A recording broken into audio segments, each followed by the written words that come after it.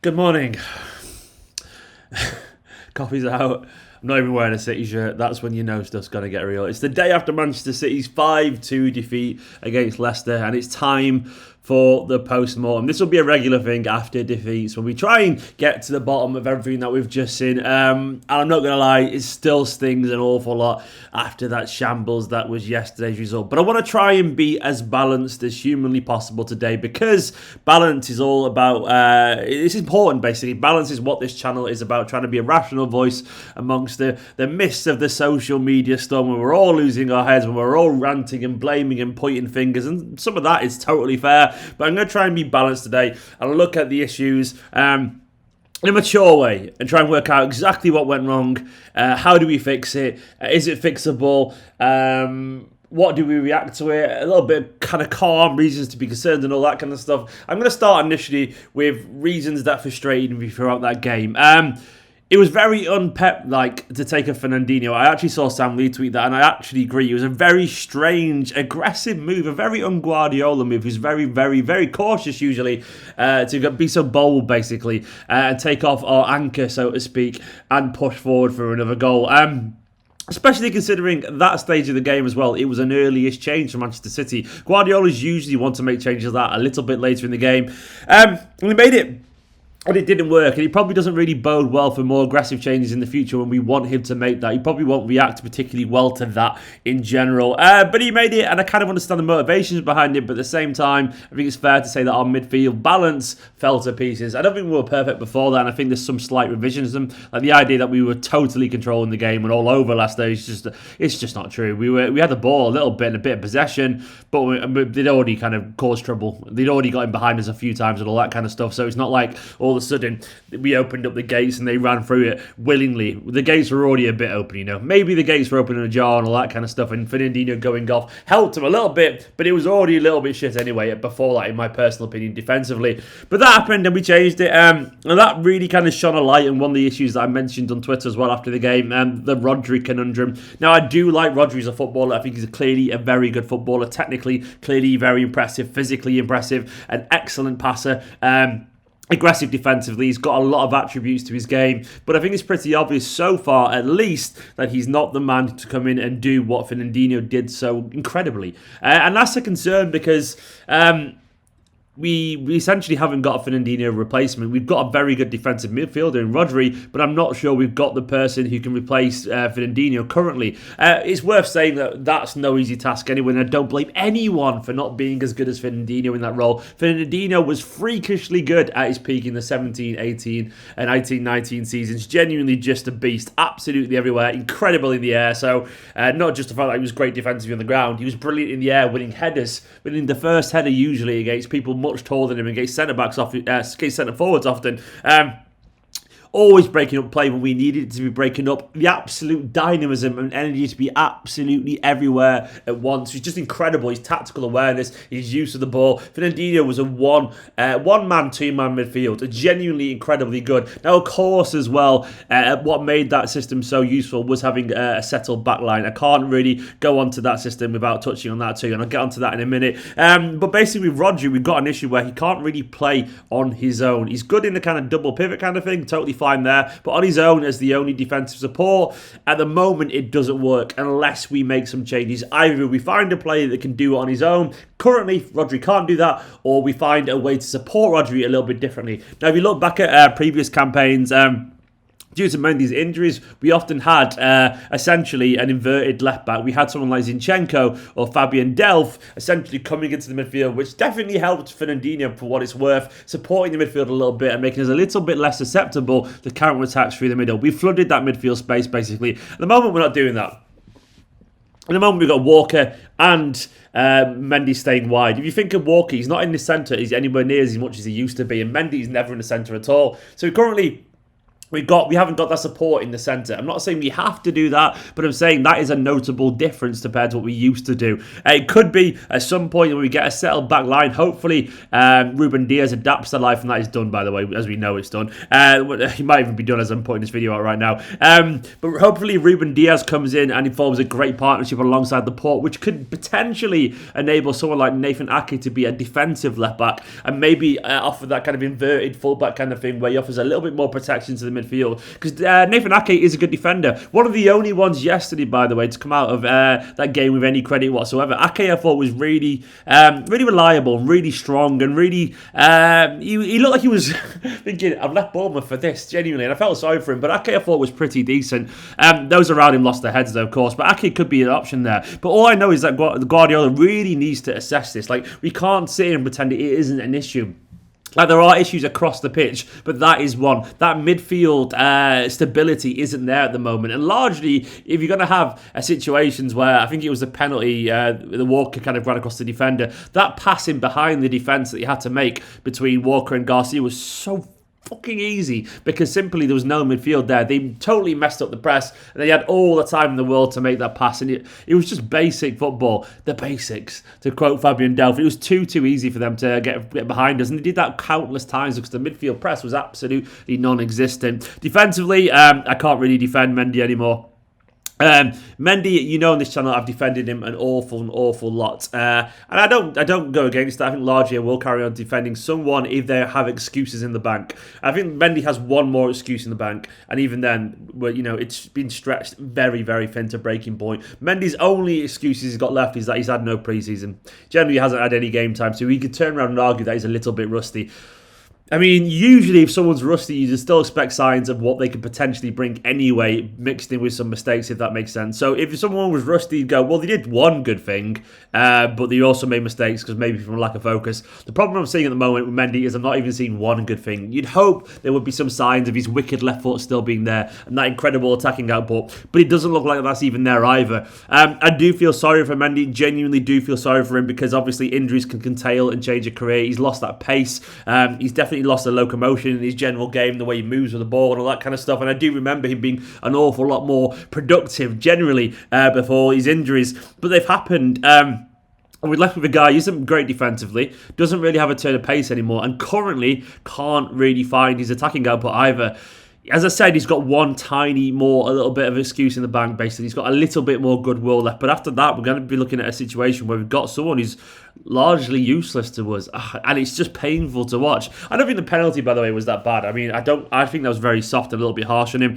But, you know, given the precedent of the first two penalties before it, I can't understand why it was given. But Mendy is an issue. Now, currently City are actually after a left-back if they can move on Zinchenko. A lot of people would rather keep Zinchenko than Mendy at the moment, but try moving Mendy on at the moment. It's never going to happen. City apparently after, if they get moved Zinchenko on, they'll probably go for someone like Tagliafico, allegedly. I think we desperately need a left-back. And if not, it has to be Ake there. I'm sorry, it has to be Ake, because Mendy at the moment, he's just bad. He's bad. I mean, Walker had a mare too yesterday, but largely Walker is reliable. So I'll put Walker alongside a good defence, and you're going to see a good player. I mean, he largely is pretty reliable, so we'll let Walker off on that front. Garcia, I thought, was absolutely abysmal. I'm sorry, this is what I've said 1,000 times recently, that he does not have the pace currently, or the awareness, or the physical capabilities to actually match and be useful for Manchester City. Good lad. Good lad. I like him, and all that kind of stuff as a player. Nice little, comfortable on the ball. But just absolutely miles off it, and he was possibly at fault for 3 goals yesterday, genuinely all over the place. Genuinely shambolic, unfortunately, easily the weakest link in our defence, and that's with Mendy being bad as well. Garcia, let him go to Barcelona. You know, he's not going to cut it in the Premier League as it currently stands, unfortunately. And I've changed my opinion, I'll be honest on this. I was very excited to get him going. I thought he looked kind of steady at first. And usually when a young player comes in, they look steady. You're like, okay, I'll give him some benefit. Even if they get turned by Danny Welbeck, you're like, well, it's a young player. I'll give him the chance to improve himself. And he's exciting. But the more I've gone on, the more I thought about it. I'm like, he's just not the solution. He's not big. He's not composing. He doesn't read the game as well as we think he does. Like that. I mean, I'm sorry. We say he reads the game really well, but the lack of spatial awareness with the Vardy incident, the penalty, is astoundingly bad. The lack of awareness to get ahead of the defender as well. I think it was Vardy's second goal. If he's that intelligent, which is meant to be his biggest attribute, he needs to be reading these things, unfortunately, but he doesn't read any of them. So as much as I like him as a technical footballer, I'm not sure he's anywhere near what we need at the moment, unfortunately. So that goes through the defence. Guardiola was frustrating the hell out of me. I mean, I do understand why you played Sterling through the middle. I do understand why we did the false nine thing. I do believe largely playing a young 17-year-old, putting all that weight of expectation on him is really, really unfair. I largely do feel that as good as I think Liam Delap is, the expectation is just too much for one young lad. But the thing that frustrates me is that it clearly wasn't working. Sterling was clearly smothered, clearly running down blind alleyways, and clearly being terrible, to be honest. Sterling was bad yesterday. He has an excuse once again because he was out of position. So it's always worth looking at the alternatives when you criticise someone. It's like, was he bad? Were there any reasons why someone was bad? If so, you're like, okay, well, I'll give him that credit at least. Sterling is not a striker. He didn't look close to at home as a striker. And what also frustrated me, when we finally brought Fernandinho off and went for Delap as a striker, for some reason, Foden was still on the left for a good 15-20 minutes and Sterling was playing through the middle. What on earth was that about? Why? Foden was poor yesterday, I can't deny that either, but Foden also looked like a man. He didn't belong on the left wing. He is not a winger at all. I'm sorry, he just isn't a winger on the left, especially. Getting more central. As soon as we brought Fernandinho off, which I didn't like in general, we should have gone for that 4-1-2-3 thing. 4-3-3 basically, with the two false eights. It should have been Foden and De Bruyne as the false eights immediately. But we didn't do that for whatever reason. We stalled and Sterling was still kind of central. Foden was still kind of left and it made no sense. Sterling as a ball retention kind of linking up with the... I mean, what you think about the classic Manchester City teams, you've got David Silva receiving the ball from the centre-backs. You've got Kevin De Bruyne doing it every now and then. Sterling is not going to be useful in that central role doing that. He just can't. He doesn't have the spatial awareness. He doesn't have that asset to his game to do that. So why he was still central for so long, I don't really know.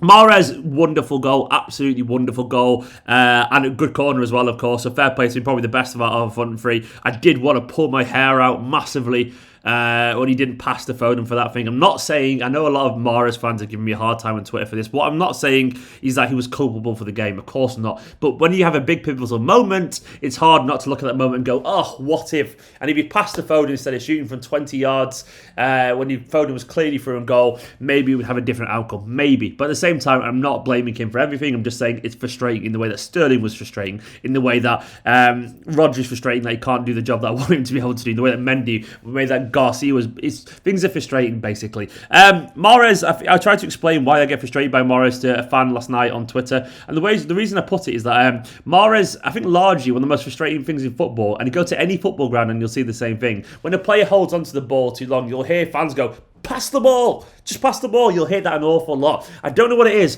I think it's a psychological thing about humans. Humans don't like players who hold on the ball far too much. They don't, for whatever reason. We don't like it in general. We don't like it in life. I think players who hold onto the ball are perceived as dawdlers. We don't like getting stuck behind people when we're walking through a shopping centre who dawdle. It's like a noise, like, get out of the way, you're moving too slowly. We don't like being stuck behind slow-moving cars. We don't like being stuck behind things that we perceive to be dawdlers. And I guess holding onto the ball a little bit too long is a slight extension of that mentality. And Mahrez, as quality as he is, and he really is brilliant, obviously his moments of quality yesterday showed that, he's on the ball, he's a dawdler. He's a dawdler, and it's a very instinctive, annoying thing, especially when you've got the perception, by the way, of coming from a fan who's so used to that pass and move.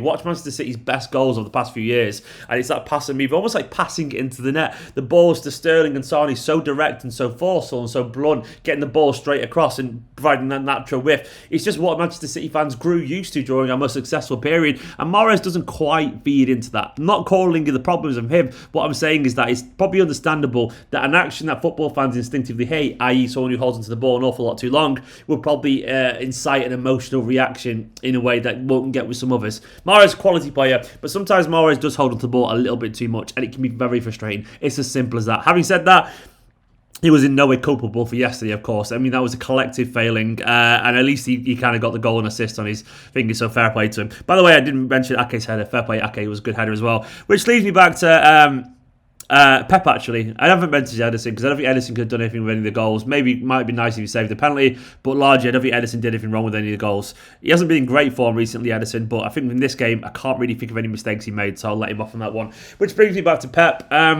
I do have concerns about Pep currently. Pep doesn't look like the man that we want him to be. I mean, he's got loads of societal reasons why he might be not happy at the moment. It could be that he's not happy simply because of football, because City haven't got what they wanted. It could be not happy because he's been through an intense emotional trauma himself. Don't forget, he only lost his mother a few months ago, and I wouldn't even be able to function in society for months on end. If anything like that, touch wood, happened to me, you wouldn't see me again. Simple as that. In terms of videos, it'd take me an awful long time. And people will turn around and go, yeah, but Pep looked totally fine post-lockdown. Grief obviously isn't a linear, it's not a linear progression. You're not like sad, then get better and better and better. Sometimes you can be sad, you can look really happy, then you can go back down and crash again, and then up and down. And you've got to bear in mind there's loads of potential triggers as well for Guardiola in terms of his mood at the moment. Players, his mum passed, of course, of the virus, and players in Manchester City's camp have currently been tested positive for it and all this kind of stuff. It's also a world when we're all walking around wearing masks, we're all washing our hands more, we're all not seeing our loved ones and all this kind of stuff, and life feels very different. We're all not going to the theatre to wind down, we're not going to gigs to see music, we're not going to the cinema to watch films, we're not really doing all the things that we love. And it could be that Guardiola at the moment isn't really happy, he's just a little bit fed up, and because he's lost his mum and because his family gone back to Barcelona to an extent, which I think is a thing, he's missing some of his immediate family. It could be that at the moment Guardiola is just a little bit fed up, and that's understandable. Obviously, then I hate to sound callous, but then on a football perspective, there are concerns there. Does he have the same motivation for the job? I mean, I don't think it's fair for me to say he doesn't until we know he doesn't. Largely, I'll give him the benefit of the doubt, and it's almost crass for me to imply anything else than that, so I won't go down that far. But people can think it, I understand that entirely. Pep has my unconditional support. And also, I want to add the very, very big caveat. The transfer window isn't even closed yet. We've got like a whole week of it left, and we've had 2 Premier League games. So one thing I will finally say before we overreact massively, and you've got 20 minutes, 15 minutes into this video, and I wish I'd mentioned this earlier, we are only 2 games into this season, so we have to allow Pep time to figure out the squad a little bit, time to go through the motions, time to get all those injured players back as well. Yesterday we were out Cancelo. No, Laporte came on eventually, but we didn't have to start Laporte. No Cancelo. No Laporte. Zinchenko's back on the bench, which was nice, but he's not been involved at all. No Gundogan, no Bernardo, no Gabriel Jesus, no Sergio Aguero. That's an awful lot of high-quality players that if they were involved, it's a very different story altogether. You've got to bear in mind that a month from now, the team could look completely different. It could be, I don't know, this team could be massively different. It could be Ederson, Ake at left-back. It could be Diaz and Laporte. You might play Cancelo at right back, totally different. It could be Bernardo alongside Rodri, so we have that youthful energy in midfield. I mean, it might be Fernandinho too, but it could be Bernardo alongside Rodri. Then it could be Kevin De Bruyne ahead of them, with Ferran Torres could have adapted by then with Sterling. It could be Mahrez back in form. It could be Aguero, Gabriel Jesus through the middle. We don't know. There's loads of factors basically, but Pep, largely, I think he has to look down the obvious, not play Garcia if he wants to leave, please. He's just not good enough either. Also, be aware that Rodri cannot do that job on his own at the moment. Possibly be aware of more support in the middle. Guardiola has to accept responsibilities too, accept some mistakes were made on his behalf, which is frustrating, but it is a part of what becomes managing Manchester City at the higher level. Elsewhere, I do think we actually missed Gabriel Jesus an awful lot. He was absolutely imperious against Wolves. He gave us a focal point, and I'm hoping people realise just how good Gabriel Jesus is now, because as good as a footballer Sterling and Foden are, and as important as he one day will be, I'm sure Liam Delap is still only a baby, and he can't offer that same level of experience and kind of focus that Gabriel Jesus gives us. He gets an awful lot of stick, but I think it was no coincidence yesterday the ball kept coming back to Manchester City, kept bouncing back away. Gabriel Jesus was fantastic, and I think we missed him more than we realised. That insatiable hunger, that incredible movement, that work rate, we missed him loads. We need him back big time. Ferran Torres, I'm not concerned about Ferran Torres. It's very difficult coming into a team that isn't fully fit and focused yet. He'll find his shape, but it was tough for him when he came on yesterday to try and find focus or a bit of energy in a team that clearly didn't know what they were doing at the moment. Liam Delap as well, good on him to get on. He even hit the crossbar, fair play to the lad. I mean, he is only 17 years old. As good as I think he is, it's a lot easier to be impactful when you're in a team that's confident and focused, especially as a 17-and-a-half-year-old. He's literally that young still. I'm stressing the half because he's not even close to 18 yet. And those things do matter because it shows how much of a baby he is in terms of football. Good on him though. But overall, it is concerning because it does feel like we haven't addressed an awful lot of problems in the team. Currently, we haven't got a centre-back solution. Hopefully, Ruben Diaz can be that. And I can't wait for you all to see my Ruben Diaz reaction video. By the way, I recorded it before the Leicester game, so I'm such a bundle of joy compared to what I am today. But it is what it is. I mean, so hopefully Ruben Diaz is a solution. Maybe we'll force some kind of left back situation through. I hope we do. We haven't yet addressed the crippling midfield issue. I'm also concerned about the lack of control in midfield. That's the one thing that bugged me yesterday. City were very direct when we went behind. We were giving the ball away an awful lot, and we haven't got that David Silva pauser that we've come to know so well, and that is a concern as far as I'm concerned. Husam Aouar, is this why I wanted him in my dream team and all that kind of stuff? And like, you saw the videos I made about Aouar. I wanted him because Aouar has that ability to slow the game down and be composed, and also assured when we needed to be. And also he has an engine as well, Aouar. So like, I really wanted Husam Aouar because I thought he would have bring that to the Manchester City side, but we haven't got him. And we also currently lack a striker. But that I wouldn't say that's a concern if you get Gabriel Jesus and Aguero back and if we trust in Liam Delap. But there are issues in this side that we haven't yet solved. It's going to be a long season. But once again, finally, in terms of perspective, all these things I think are fixable potentially. Some of them may solve their issues in time. It's early. It's the second game of the season, man. I mean, it might. I'm not saying it's going to happen, but imagine Liverpool get beat by Arsenal tonight. All of a sudden, everyone's a lot less panicky, you know. We have got massive issues. I mean, we've had no pre-season, which is fair to point out. No real pre-season. We've had a totally disrupted squad with like a bunch of academy players being involved. Hardly anyone around because of injuries. Guardiola hasn't had any real hands-on time with the players, once again, due to quarantine and all that kind of stuff. And we haven't really signed the players. I mean, that is on City there. We really should have signed the players that we needed a lot sooner. But it is worth noting that at the moment we are a bit of a mess. But that is my post-mortem, guys. I went for everything I could think of potentially, offered a little bit of balance. There are concerns, of course, but there are reasons that things could change where the players get back and all that kind of stuff. And hopefully we see a very reactive and assertive week in the transfer window this week. Guys, we will get over this. We will be back in. Probably end up beating Leeds. I won't be surprised at all. For now, though, go watch my match reaction video if you want to. Subscribe if you are new to the channel. Thank you to all the patrons and the members who have been scrolling down the screen for the past minute or so. These are my heroes who keep this channel going. My companions. Thank you so much, my esteemed companions. I love you all loads. Subscribe. Give this video a like, and things will be okay.